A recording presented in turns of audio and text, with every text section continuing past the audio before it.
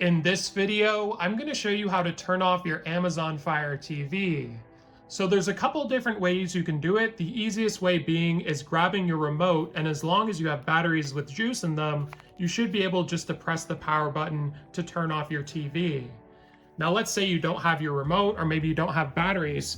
Another way you can do it is by simply pressing the power button, which is at the bottom of your Amazon Fire TV, to turn it off. Now, another alternative, which I don't recommend, if it's on, you could just simply go to the electrical outlet and pull the plug, but maybe that could cause some issues. So I wouldn't recommend doing that unless both your remote doesn't work and the manual button doesn't work either. Now, if you're simply just looking to restart your TV, you can go to the settings cogwheel. From here, we're going to scroll down and you can go to device and software. And then you can scroll down to the bottom here, and here's where you can restart your TV as well. And if you're looking to factory reset, this option's here as well. So hopefully this video was helpful. Like and subscribe, and we'll see you in the next one.